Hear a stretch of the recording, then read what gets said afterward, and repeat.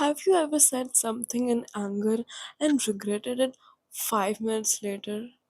Or reacted emotionally to a moment and then later thought, why did I respond like that? And at the same time, we all know someone who stays calm in these kind of situations. Someone who doesn't react immediately. Someone who doesn't react impulsively. Someone who stays emotionally steady even when things go wrong. So, what makes the difference? Very often, the answer is emotional intelligence. Welcome to Wiser with Akshata. I am your host Akshata. On this channel, we explore psychology, healing, self development, and anything that catches my interest to make myself better and to make the world better.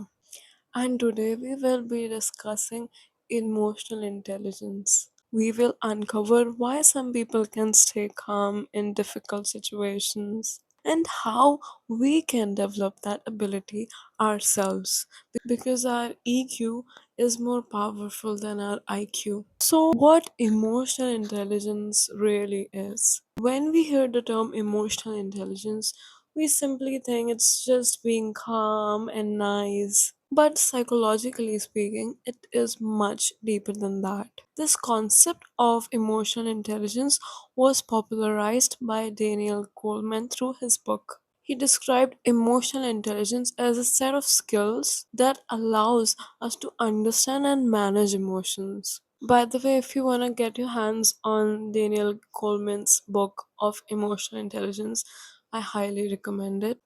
The link will be in the description. So, coming back to five components, the first component is self awareness. Self awareness means recognizing our own emotions as they arise. Instead of simply reacting, emotionally intelligent people notice what they're feeling, what is coming up in their body, what emotions are coming up.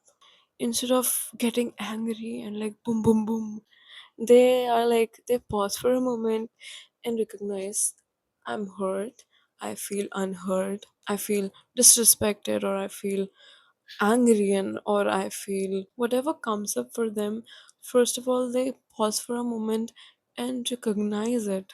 And this may sound really simple, but psychology researchers show that simply naming your emotions can reduce its intensity. When we become aware of our emotions, they stop controlling us unconsciously because we become conscious about it, and then we can take control on our actions instead of simply reacting because of someone else. Now, the second component is emotional regulation. This is the ability to manage your emotions instead of suppressing them. Emotionally intelligent people still feel anger, frustration, or sadness, but they don't immediately act on their emotions. They create a gap, a pause between their emotions and their actions or behavior. And psychologically, this pause is really powerful. It allows our prefrontal cortex, which is the rational part of our brain, guide decisions to do decision making and problem solving instead of amygdala, which is responsible for our emotional responses. And this is the difference between response and reaction. A reaction is automatic, you don't have a control over it. A response is intentional. And emotional intelligence is largely about strengthening the space between the stimulus and the response. Number three is motivation, especially our intrinsic motivation. Emotionally intelligent people are guided largely by their internal values rather than external validation. They are able to stay focused on their long term goals and values even when their emotions fluctuate. Instead of acting based on temporary emotions, they align their actions with their deeper intentions. And this is what keeps them motivated. Not only they are able to keep themselves motivated, they help other people to feel motivated. The fourth component is empathy. Empathy is the ability to understand and recognize emotions in other people. It's like putting yourself in someone else's shoes. It means seeing situations from other people's perspectives. Emotionally intelligent people mostly ask themselves questions like, what might this person be feeling right now? This doesn't mean excusing them from their harmful behavior, but it allows us to understand the emotional dynamics more clearly. And that often reduces the unnecessary conflicts. Number five is social skills. The final component is social awareness and relationship management. Emotionally intelligent people tend to communicate more thoughtfully. They listen carefully, they express themselves clearly, and navigate social situations with awareness. These create healthier relationships, stronger collaboration, and deeper trust. Now, time for a water break. Oh, give yourself, give your body some water to drink because you deserve it. I feel highly conscious about drinking water on the internet.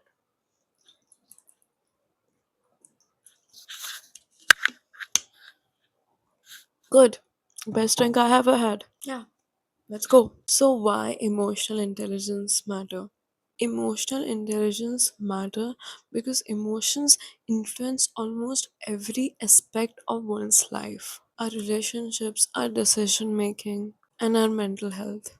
People with higher level of emotional intelligence often experience healthier relationship, better conflict resolution, stronger leadership abilities, and improved psychological well-being. Research also shows that emotional intelligence can predict success and life satisfaction more strongly than traditional measures of intelligence. Because in everyday life, the ability to manage our emotions is often more important than solving abstract problems. One of the most powerful idea of emotional intelligence is emotions are information and not instructions. Emotions tell us something about our internal state, but they do not always require an immediate reaction. For example, anger may be a signal that your boundary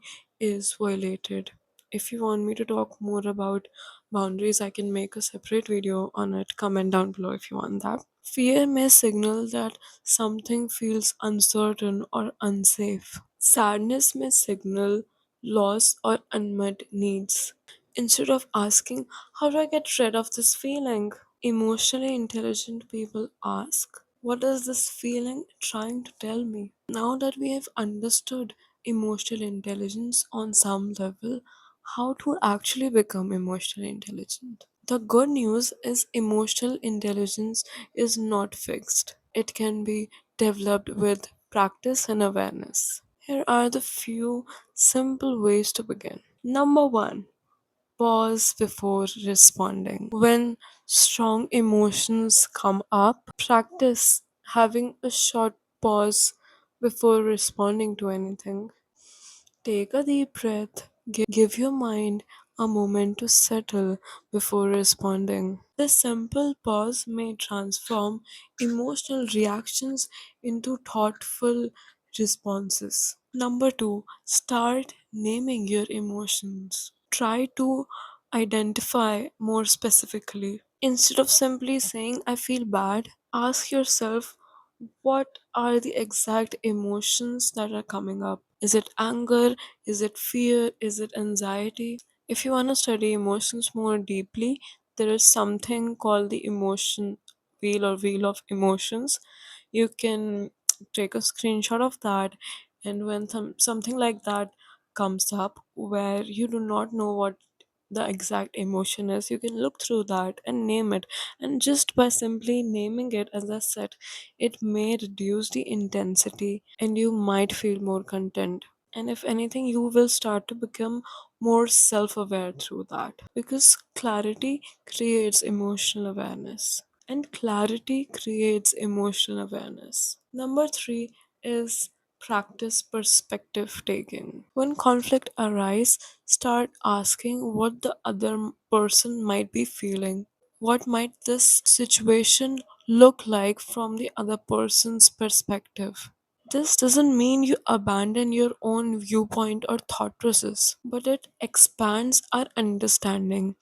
And just because we can empathize with them doesn't mean that we necessarily agree with them. We can still have our own opinion about it and understand them and not justify their actions. It is just for our own understanding and satisfaction. Number four is strengthen self regulation. Emotionally intelligent people regularly reflect on their experiences. They ask themselves, why did I react that way? What triggered that emotion? What could I do differently from the next time? Emotional intelligence is not about suppressing your emotions or pretending to be calm. It is about understanding your emotions with clarity and responding with awareness. When we gain awareness of our emotions, we gain more freedom on how we respond to life. And that freedom is one of the most powerful forms